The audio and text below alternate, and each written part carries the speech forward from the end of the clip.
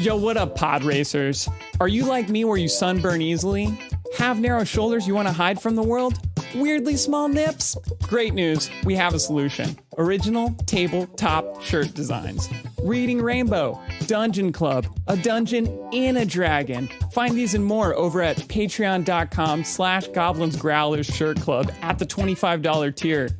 These are all exclusive limited run designs. We'll never bring them back again. So be sure you get yours by signing up at patreon.com/Goblins Growlers. Yippee! Look, I'm telling you guys that it would be the greatest April Fool's episode release of all time. Except for, like, we've never released clap syncing in an episode.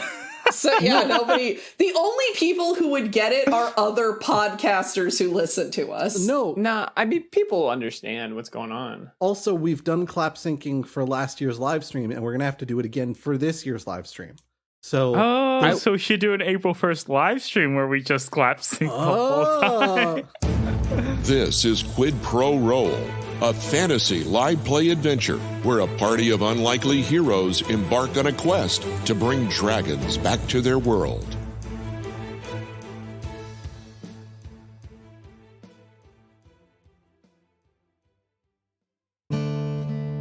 Well, howdy, listeners. Welcome back to the Daily Crier Listening Show, where all the news and Varian and beyond can make its way, well, right to you. Ooh, a lot has happened in the last few, time is a bit strange here and there. But needless to say, I'm back at my desk, and don't worry, I won't bore you with the long story of my rescue and escape. Artemis is quite literally a lifesaver. So on to business. Gosh, again, a lot has happened. Party made it all the way back to Oakmill, and despite some cryptic warnings from mushrooms and trees, they press on. But not before picking up some questionable potions of healing and their reminder letter to themselves of what to tell Lord Alden about their adventures or misadventures. And with no assurance of making it back out of the impossibly thick mist currently bellowing out of the forest, into the glittering fog they go. Yeah, me too. But until next time, y'all take care now.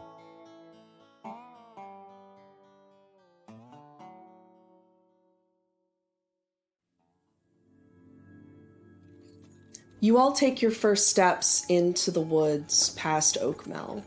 The mist sort of curling around your legs as if it's grasping for you, but never quite able to get a hold. You're able to see in front of you and navigate the woods, but as you go deeper in, it feels almost like the mist closes around you, as if a wall has formed, trapping you within the woods. Well, I think I can see why people had trouble navigating back out after getting into this mess. You can barely... Maybe you can see that, Solinar, but I can't see anything. This mist is as thick as pea soup. Well, I was about to say I can hardly see, like, my hand in front of my face sort of situation, but yes, that's... I more meant metaphorically see, because physically I can hardly see anything right now. Man, I can barely hear you. I can't see you at all. Hello? The mist is so thick that the sound waves are being intercepted. Hello? Hi. There goes up. Where are you all? I'm right here. We're over here. Over here? Are we walking around in milk, or can we actually see anything in here? So you're not walking around in milk, but it is quite Silent Hilly. What about pilk when you mix pickle juice and milk? I beg your entire pardon? When you what? Are we walking around in pilk? Like when you mix pickle juice? No. That's very clearly not what I'm asking about. You talk about pickle juice and milk like that's a thing that people do. Yeah, pilk. Yeah, that's pilk. It would curdle. That's part of the fun. Yeah, It's a cheese. it's Pilky. It's pickle cheese. All right. You all can't see this, but Alex's face looks so horrified and nauseated. It's pretty magnificent.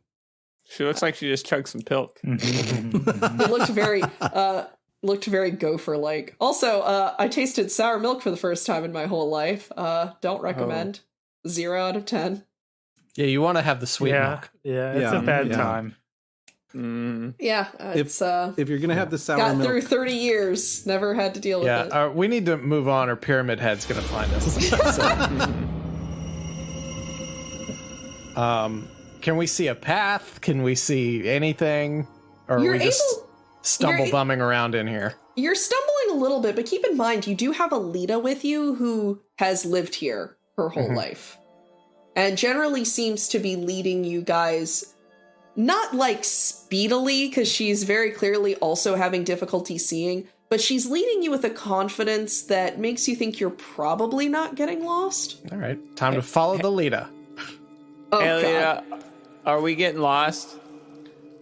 I don't think so. That seems good news. It's just... the woods aren't... how do I describe this? They're not warm.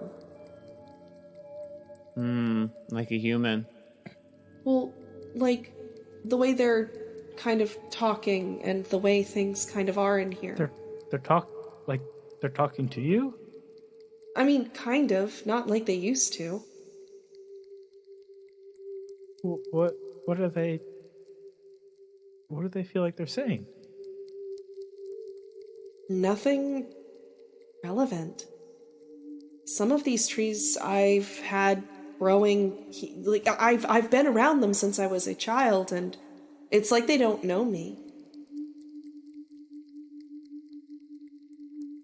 so the trees themselves are having memory problems?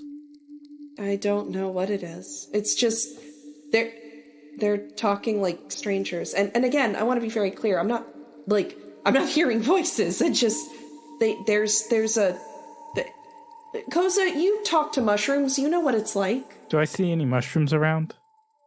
Oh yeah. You do. But they were like last time they were really not great sounding. Well, when I talked to the Queen of Spores earlier, yes, she sounded like she was struggling too. What did she say to you? She said, things are not as they appear. Oh, so it's actually a clear day. That's frustratingly vague. I guess so, but maybe there's something we can learn about from it. So, as you guys continue walking, I need you all to roll either a perception check or an arcana check, whichever is higher for you. Well, that's an easy choice for me. Mm-hmm. Nat one. Oh my god. Honestly, Bo, you feel like the woods are fine. There's nothing going on. It's just a little misty. That happens. It's just a little misty, just a little foggy. It's just sort of an overcast morning. It's fine. Happens. I got a 15. All right, Koza? You said perception was one of the options? Perception or arcana, whichever is higher for you. That would be a 10. Okay. Johannes? Oh, I didn't roll because I have good in neither. I'm negative in both, so I don't feel like I have very passive. All right, it's up to you, Solinar. Solinar, you're going to notice as you are traveling through these woods that the feeling of like magic and whimsy that you remember feeling in this space is gone. There is a feeling of magic still here, but it is something wild. It is something completely different from this safe sort of fairy tale like magic you remember being here before. This is something feral, almost. Do y'all remember those little floaty lights that we saw last time we were here? Yeah. A little bit. Bush lanterns.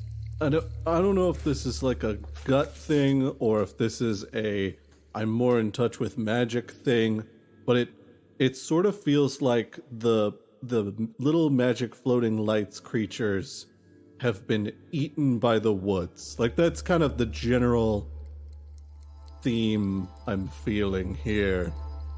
What do you think that means? I think that means we need to be careful.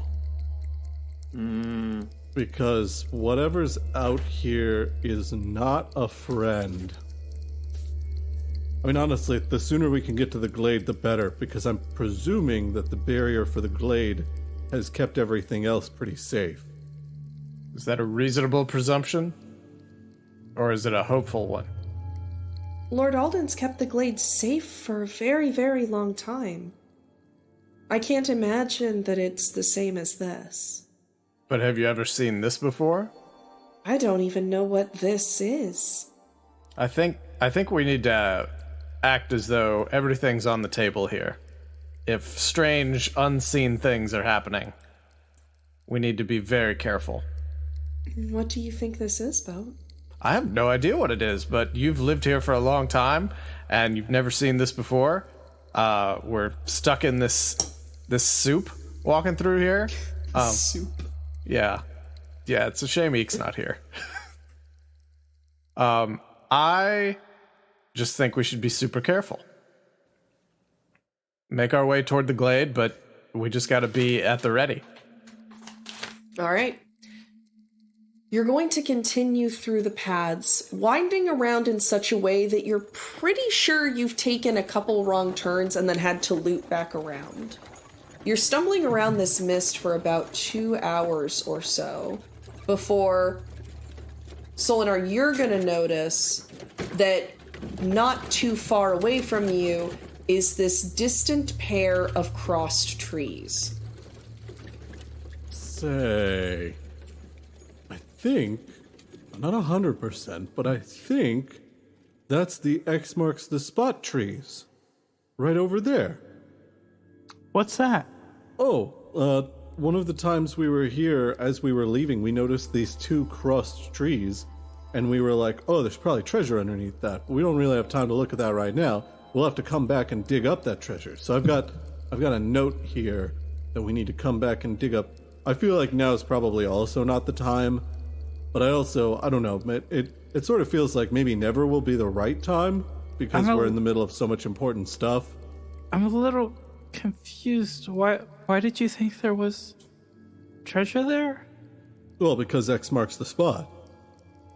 X marks the spot on the maps. Reasonable. It's a tree, though.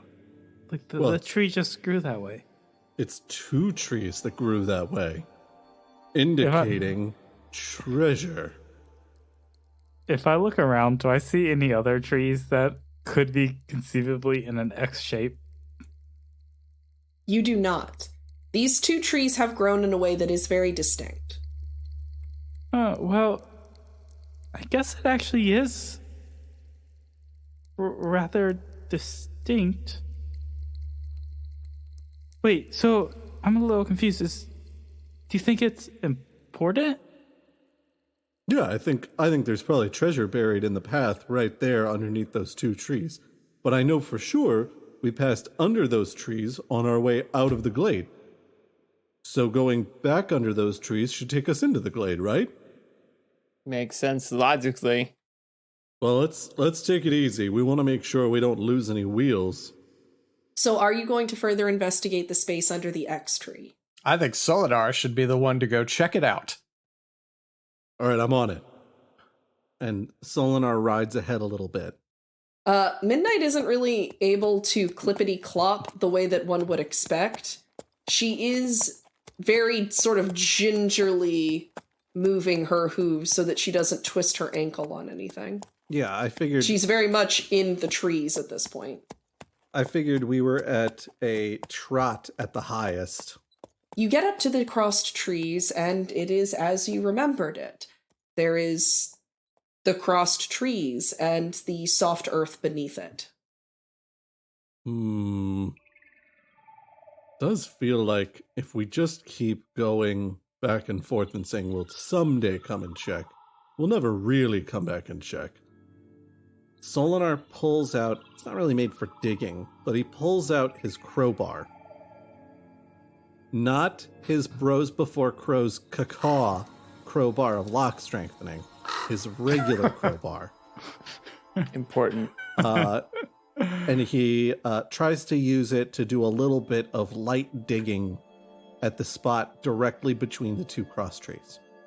So he's hopped off of Midnight. So he's officially digging, or is he just searching around? I mean, he's kind of digging, but he's using a crowbar to do it. So I imagine it's not terribly efficient digging. So the earth is soft. It actually feels... As you strike the earth, you see that the mist has obviously settled and absorbed into the ground to a certain point, as anything would. You notice that where you strike the earth, it's still soft and it's still yielding, but there's almost a sharp sound as you strike the earth, despite it yielding underneath your crowbar, that sounds as if you're hitting metal. Whoa, Solinar, did you already dig it up? I didn't think it'd be so close to the surface. And Solinar... Oh, I want to be very clear. It's like you're digging through coins, audibly. Solinar sinks his hand into the earth to try and feel whatever this metal thing is and maybe like brush dirt away from it. So you're able to dig down and you get to about your elbow, sort of shoveling around, before your hand clenches around something. You cannot, for the life of you, figure out the shape. Only that there are sharp, not sharp edges in the sense that like you're grabbing a blade, but as if you're grabbing like a sharp rock. So kind of pointy-ish sort of deal. Well, I mean, trying not to, of course, injure himself on whatever this object is, Solinar's going to try and like gently clear dirt from around it and then get some sort of leverage so he can pull it up. You are going to pull up what at first feels like a fistful of jewels. Upon further inspection, you realize that these jewels seem to be growing out of a small humanoid skeleton, maybe like 4 inches tall, somewhere around. The bones themselves have crystallized completely, and coming off of it, as if it is sprouting fruit, are various stones: red, purple, blue, pink. All of them glitter. And if you gently pop them, they will come off as if you are picking grapes off of a vine. No. No, Solinar is not going to be popping gems off of the whatever the hell this is. He's going to very gingerly set it on the ground, take like 2 or 3 steps back, regard it with high suspicion, be like, I don't know what that is. I don't trust it. Whatever that is, I don't trust it. Is Arcana or Nature more appropriate for trying to understand what the hell? Arcana is going to be better for this one. Okay. He's going to take a shot at rolling Arcana to figure out. Yeah, ignoring that you have a literal magic expert with you that you could ask. I don't...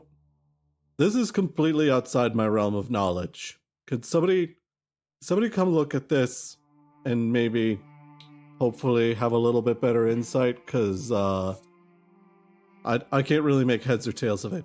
That's an 11. Yeah, your assessment's pretty on point. It sounds like you might need to phone a friend. No problem, Solinar. My magical knowledge is second to everybody's. Good on you, Johannes. I need to be clear here. Do you consider Kosa a magical expert? Yes. I hate to break it to you. He's a scholar. He doesn't do magic study. This is like saying knows more about magic than most of y'all. My plus 1 Arcana. Yeah, Solinar's got a higher Arcana score than Koza does. Oh, that's sad. Alita might know more than anybody. I don't know. I rolled, and could be very unrelated, but it was more what I was trying to roll. A 14 religion. Don't ask what an Arcana score would be, because I wasn't trying. I was just seeing if religiously I think there's anything up with this. Is it I don't even undead? know how to translate the info of this thing to religion. It might not. Other than, so based off of the teachings of Soon, it is something that's very pretty, but it's also something that's very unsettling. I got a bad feeling in my gut and a good feeling in my eyeballs. What about a 16 Arcana from Boat? Boat, interestingly, you will actually know of a folktale. I'm a magic expert. It's a good thing we got one. Yeah, thank God it's Boat. Hey, every time he gets into the ring, it's pure magic. Upward inflection of the voice. That was very clever, Brandon. I liked that. Mm-hmm. Oh no, we should be really careful here. I once at the monastery heard a folktale about something like this, about a fairy you can bury in the ground and they'll grow gems out of themselves. Oh, I'm putting this back. We're not messing with fairy magic. Yeah, I don't think we really want to mess with this too much. Nope. Solinar starts digging. Nope. Do I know anything else about it? Do I know any more details? Like, is it like, if I take the gems, then the skeleton's gonna hunt me down? Is it like that Japanese demon that cuts your mouth or something? Okay, thing number one, the Japanese ghost that cuts your mouth doesn't do it because you've taken anything from her. Well, yeah, because you tell her she's pretty, but... there's a lot to unpack on that one, but no. Yeah. So, interestingly, you have heard of people being fabulously wealthy after selling the jewels, and you don't remember hearing anything else. There was no warning in this folktale that you recall.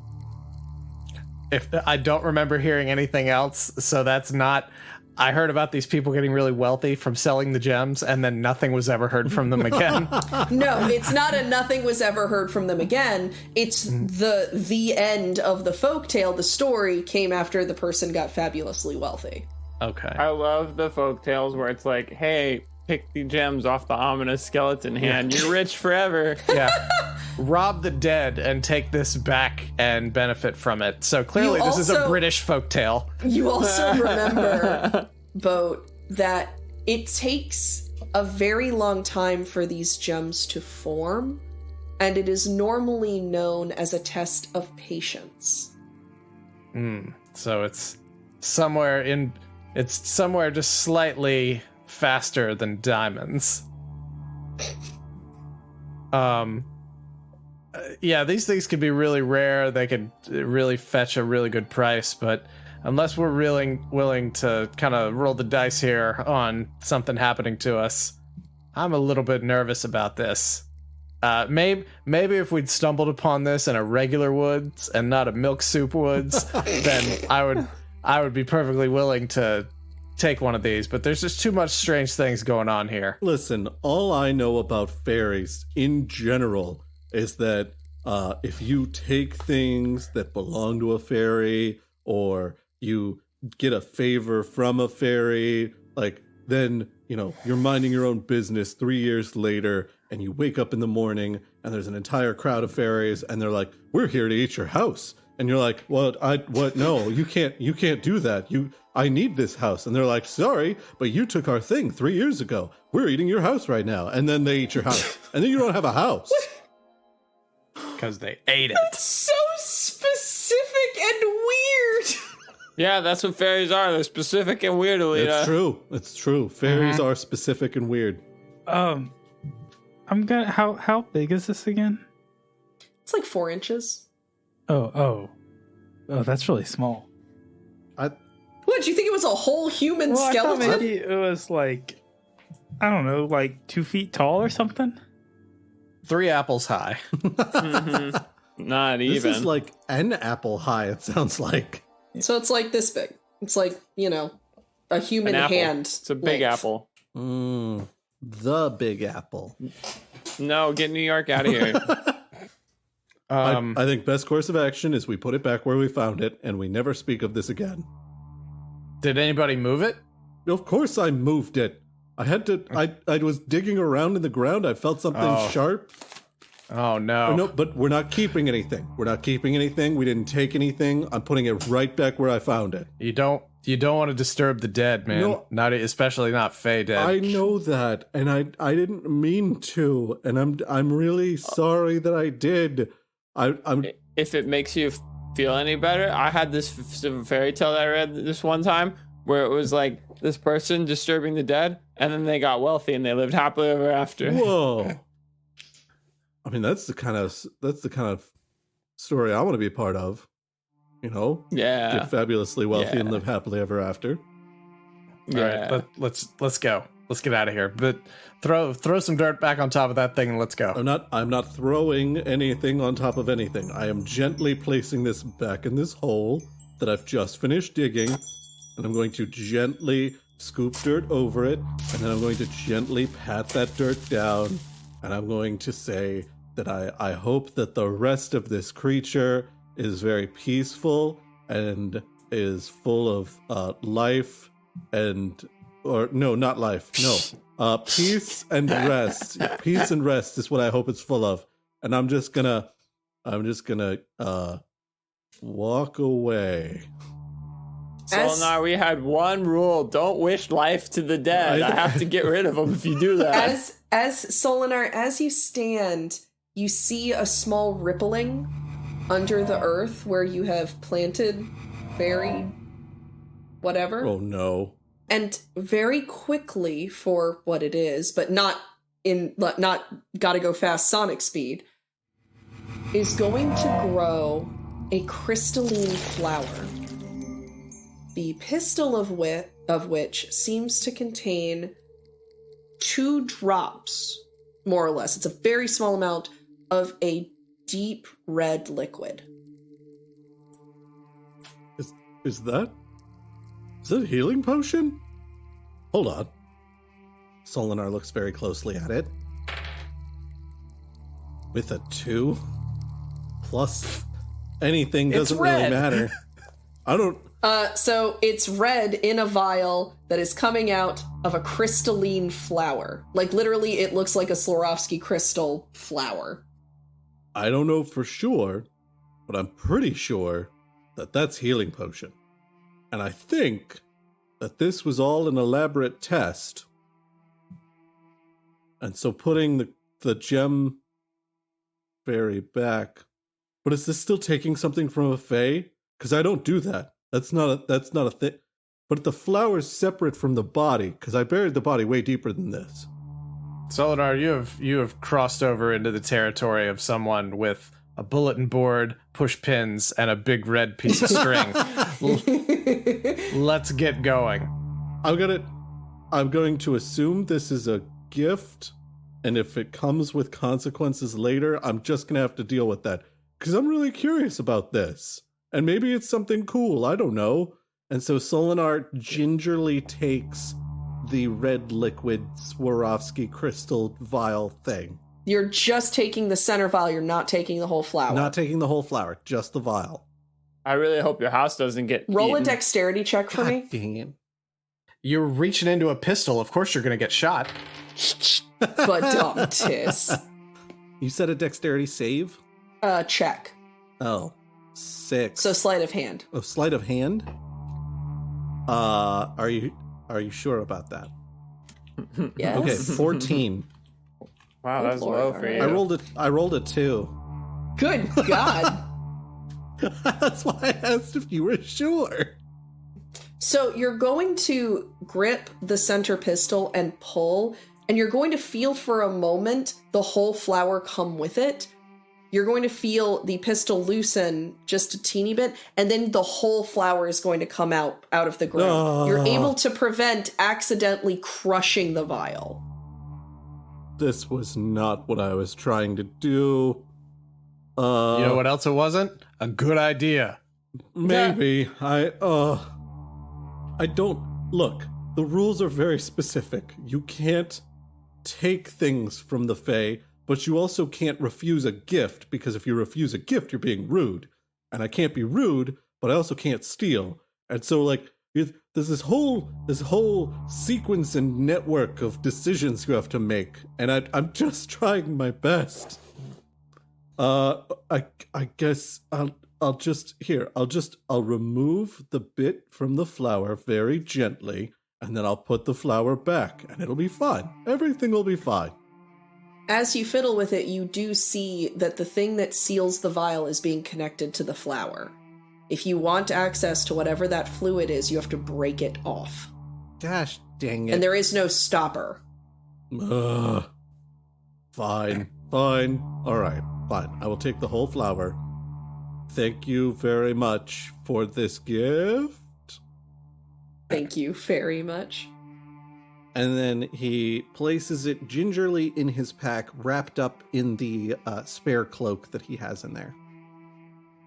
Wrapping that up and taking it with you, you all go deeper into the woods.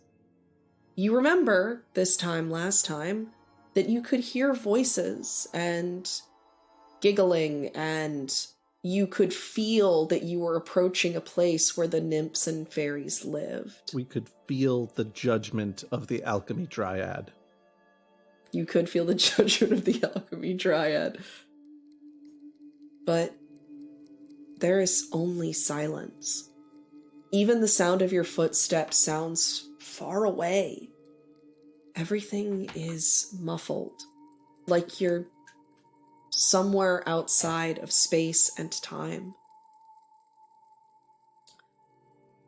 As you continue on, the mist begins to choke a little. It begins to smell almost like smoke. There is sort of this acrid smell that increases the closer you guys go and the deeper you guys go into the woods. You guys are beginning to feel your eyes burn just a little. Solinar's gonna put on his bandana mask, and he's gonna put on his amber glasses. Are your eyes burning just a little bit? Yeah, I don't know what's going on, but I'm hoping maybe a little bit of protection will help, at least some. Yeah, I'm gonna put on my glasses too. It feels like this pilk is flicking lemon juice into my eyelids. Pilk is gross. Is the pilk damaging my eyes as well? All of you are feeling the smokiness. Well, I've got, if I recall correctly, do I still have my tennis headband? You should, I think. All right, I'm gonna Geordie LaForge that over my eyes. How are you going to prevent walking into stuff? I will grab Solinar's shoulder. Okay. And I guess. And he can lead me. You forget that Boat was trained as a monk. He has heightened senses. He can fight blind. Yeah, I was literally talking about how your sense of hearing is going to be messed up because of the fog. You're in trouble, buddy. It goes beyond that. It's the sixth sense, Alex. It's mystical. I'm just going to sense when stuff is coming my way, and I'll just be able to react. I just want you guys to know that there was a split second where Brandon, the player, looked legit offended that I doubted his abilities. And then I did karate hands. Yes, you did. It was great. He's ready. All right, Koza? I think the best I can do is take some, rags and try to wrap them around my mouth so I'm not breathing the smokiness in directly. Well, I think... Good old smoked pilk. I think you've got amber glasses from the last time we were in the glade as well. Because Koza has been to the glade. Okay. Yeah, then I put those on too. So, as you guys approach, there's a moment where all of the horses and other rideable animals stop. They nicker and shake their heads and whinny. Flat ears? Yeah, they flat ears. Midnight's gonna do that half hop sort of rear. All of the animals seem unwilling to go further. Easy, girl, easy. It's okay.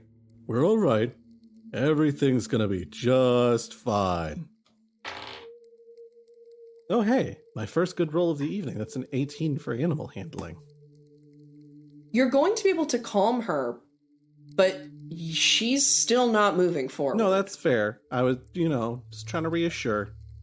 The only one of the animals that doesn't seem to be very distressed, though again, her ears are back and she seems not herself, is Snuffles.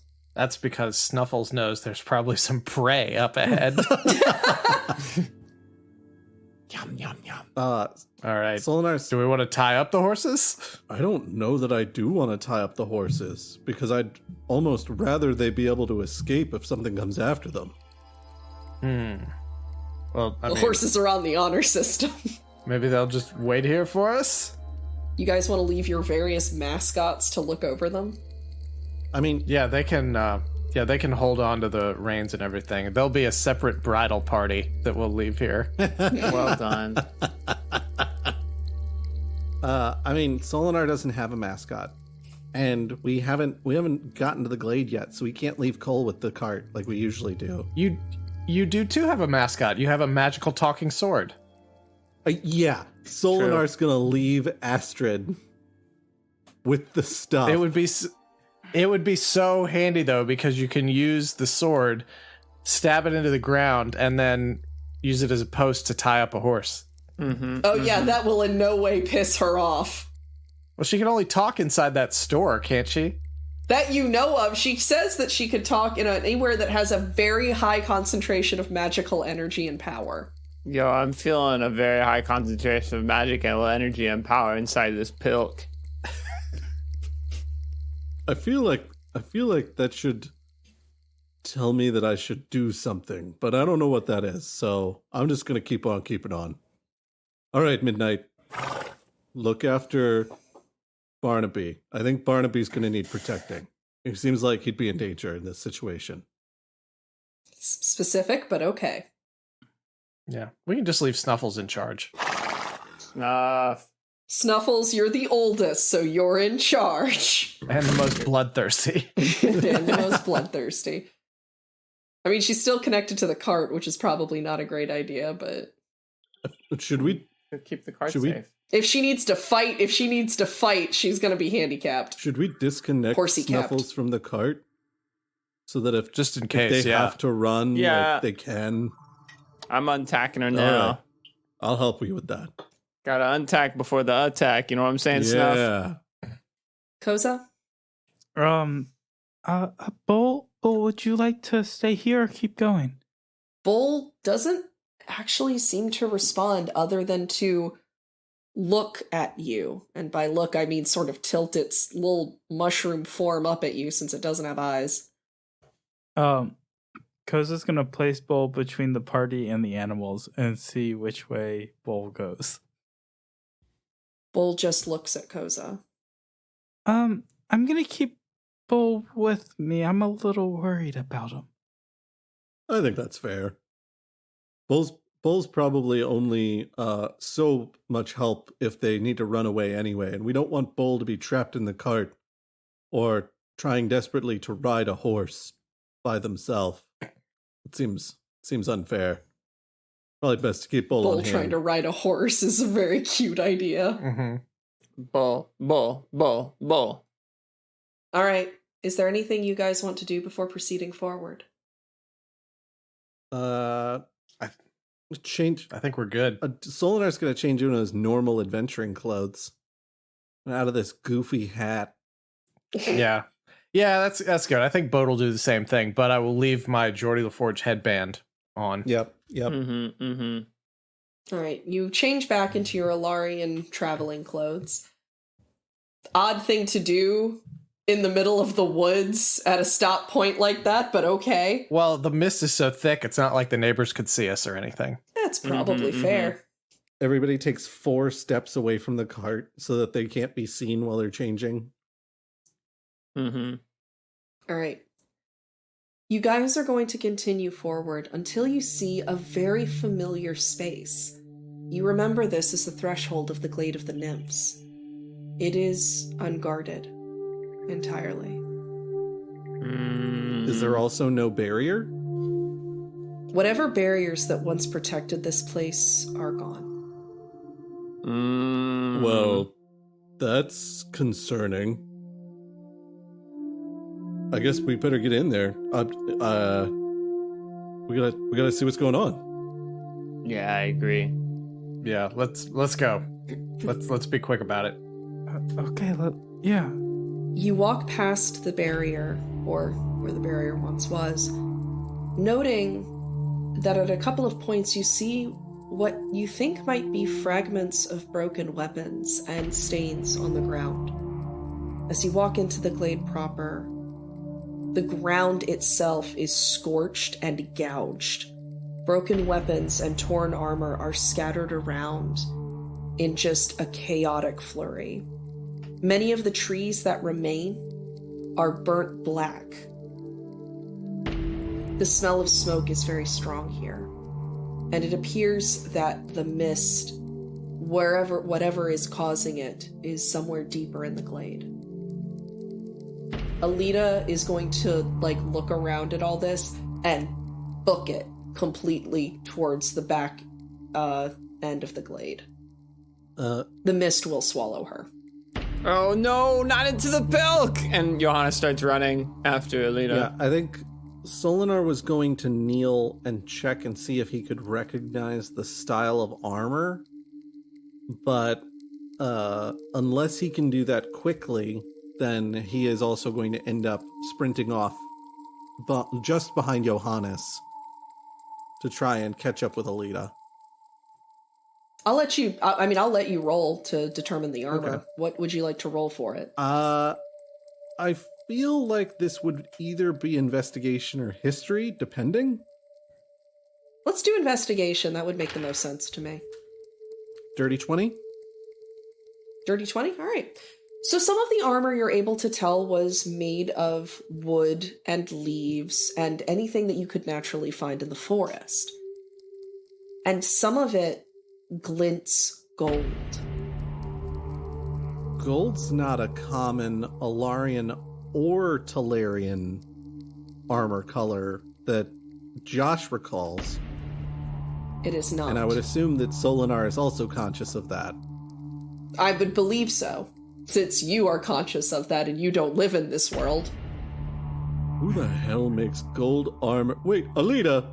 Don't just run off. I also want to be very clear, the armor itself is not solid gold. Does, can I roll a history check to see if Boat recognizes this since he's been all over the place? Absolutely. All right, I lift up my eye guards. What does a 22 get me? A 22 is going to get you a decent amount of knowledge, especially because you're going to find some plating that is absolutely, no question, part of the Borean army uniform. I was right. All right, guys, we got trouble here. Sounds like we know where the Boris Empire was lurking around. I think as you're saying that, Solinar and Johannes are they're gone. already running. Well, I had my eye thing down. That's right. He says that, then he looks around wondering why nobody has said how smart he is. Yeah. What does Koza say? Trouble right here in Glade City. Oh, we got trouble. You do it. You do it all right there, Chapman, buddy. With a capital T. In trouble. Koza is gonna see them take off and take off after him. All right, so Boat's alone in this destroyed village. I think it's a chain of people taking off. Unless Boat really does, as everyone takes off, be like, well, I'll ramble on over there at some point. Boat is absolutely the kind of adventurer, translated into the real world from video games, who goes the other direction so that they can get whatever chests are hidden before they continue to the main plot.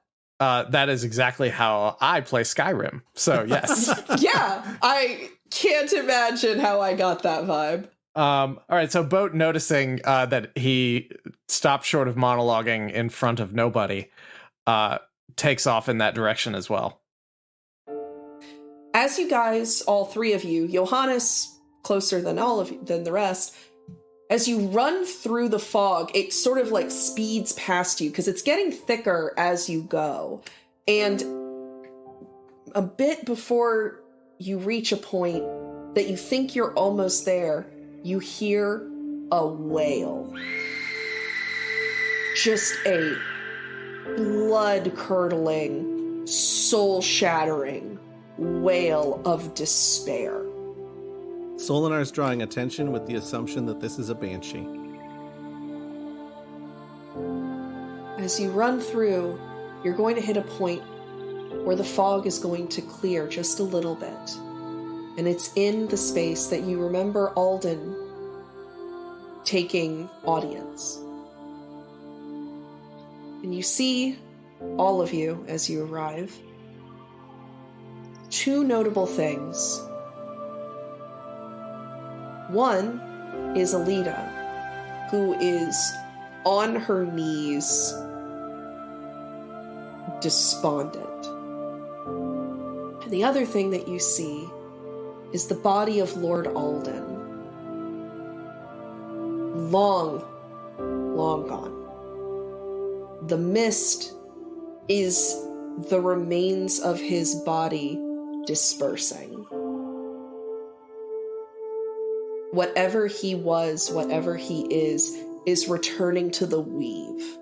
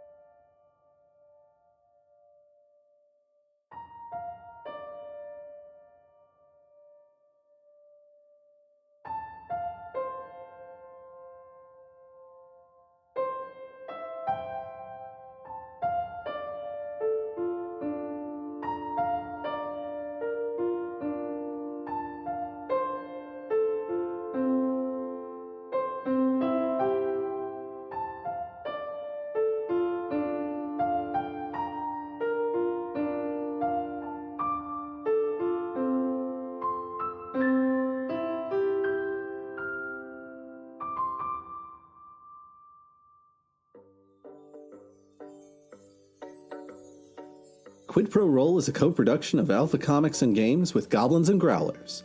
Our audio production and all original music composition is provided by Gabriel Perez. He can be found at Amethyst Audiomancer on Instagram. The voice of Alita and our DM for the podcast is Alex Smith. She can be found at Alpha Comic Games on Twitter. The voice of Charles Gravyboat Barnes is Brandon Dingus. He can be found at Way of Brandalore on Twitter. The voice of Eek and Koza are Chapman Adams. He can be found at What Are Birds on Instagram. The voice of Johannes is Alan. He can be found at The Dungeon Meowster on Instagram.